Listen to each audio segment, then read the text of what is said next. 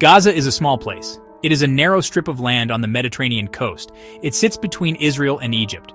A little over 2 million people live there, one of the most densely populated places on Earth. Homes packed tightly together, public services strained. Many here constantly want to leave, for work, for education, for medical care, to see the world. But for most, leaving is not a real choice. They are, in effect, unable to go. The problem isn't simple or caused by one rule or one government. It's a complex web of geography, politics, security concerns, bureaucratic procedures. People are caught in the middle. To understand why, we must look at the land and who controls access. Gaza's isolation starts with its borders.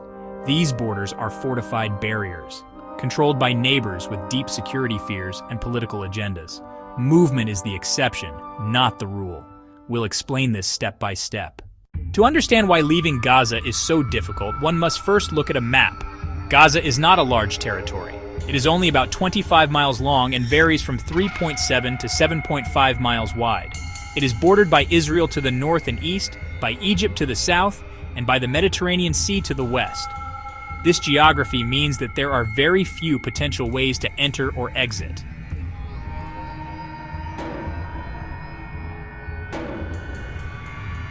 Are all subject to strict control by its neighbors. There is no independent airport in operation. The main airport was destroyed years ago. There is no functioning seaport for people to travel from, as the coastline is patrolled and blockaded. This leaves only the land borders as possible points of exit. There are two main land crossings for people trying to leave Gaza. Erez Crossing, northern end of Gaza, leads directly into Israel, controlled entirely by Israeli authorities. Not a normal international border where people can simply show a passport. A highly militarized, technologically advanced checkpoint. Passage through Erez is extremely limited. Reserved for a very small number with special permits, Israel's control over Gaza's borders, airspace, territorial waters. Since 2007, after Hamas took control, Israel has imposed a strict land-air-sea blockade on Gaza. The Israeli government says the blockade is a necessary security measure. Its stated goal, prevent Hamas other armed groups from importing weapons and materials used to build tunnels or launch attacks. Israeli officials point to a history of suicide bombings and rocket attacks from Gaza as justification. They restrict the movement of goods and people. From Israel's perspective, every person and every item crossing the border is a potential security risk. That mindset shapes procedures at the Erez Crossing, the only official passage into Israel. The permit process at Erez is long and complicated. Applicants must submit extensive paperwork and undergo. While Israel controls the northern and eastern borders, Egypt controls Gaza's only other land gateway, the Rafah crossing in the south. Egypt's policy toward the border is not identical to Israel's. It also results in severe limitations on movement.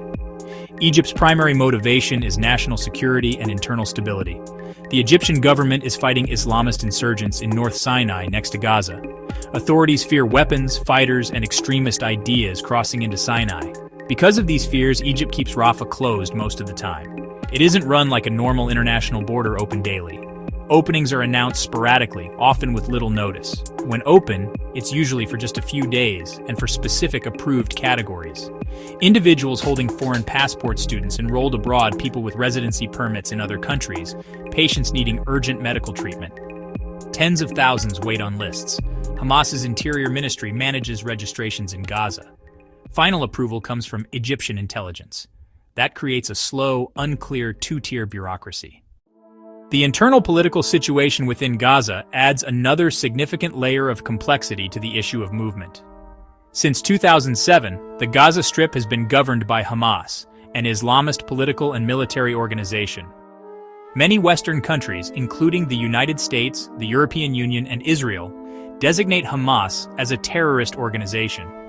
This designation has profound consequences for Gaza's relationship with the rest of the world and for the mobility of its people. Countries that view Hamas as a threat are reluctant to allow free passage, fearing that this could empower the group or enable its operatives to travel abroad. Hamas's control over the internal levers of power in Gaza means it also has a role in managing who can leave. For the Rafah crossing into Egypt, the Hamas-run Interior Ministry is responsible for creating the initial registration lists of people who wish to travel. These lists are then submitted to Egyptian authorities for security vetting. This process means that Hamas has a degree of influence over who gets prioritized. While the system is ostensibly for all residents, political affiliation or connections can sometimes play a role in who gets registered and whose application is processed efficiently. Wait. For an individual in Gaza, the desire to leave translates into a bureaucratic nightmare known as the permit system. Israel's Erez crossing Egypt's Rafah crossing a permit is required, and getting one is a journey filled with uncertainty and anxiety. The process is not transparent. Applicants submit their documents and then simply wait, often without any communication about the status of their request. A denial can come without any reason given, leaving people with no way to appeal or correct a potential mistake.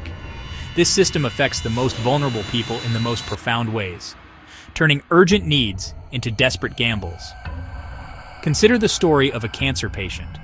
Hospitals in Gaza lack the advanced equipment and specialized medicines needed for many types of cancer treatment, such as radiation therapy. The patient's only hope is often to get a medical permit to travel to a hospital in East Jerusalem, the West Bank, Egypt. They must submit a detailed medical report and proof of their appointment. Their application is then reviewed by Israeli security officials, Egyptian security officials. Many patients are delayed for weeks or months, their health deteriorating as they wait for a decision. Some are denied entry at the last minute for undisclosed security reasons. For these individuals, the permit system is not just an inconvenience. It is a matter of life and death. The impact on education is equally devastating. Imagine a bright young student who earns a prestigious scholarship to study engineering at a university in Germany. In the end, the reason why people in Gaza cannot leave is not a single, simple cause, but a powerful combination of factors that have locked together to form a near-impenetrable system. The first factor is geography. Gaza is a small territory hemmed in by two neighbors with no independent control over its own air exits, sea exits, land exits. Every door out is controlled by another country. This physical reality sets the stage for everything else, making the population entirely dependent on the goodwill and policy decisions of Israel-Egypt. Without a sovereign exit point, freedom of movement is not a right, but a privilege that must be requested and granted. The second factor is the tight control exerted by these neighbors, driven by their own national security concerns. Israel imposes a strict blockade, arguing it is essential to prevent attacks from Hamas and other militant groups. This leads to a highly restrictive permit system at the Erez crossing, where security vetting takes precedence over humanitarian or personal needs. At the same time, Egypt keeps its Rafah crossing mostly closed, fearing spillover violence from Gaza into its unstable Sinai Peninsula.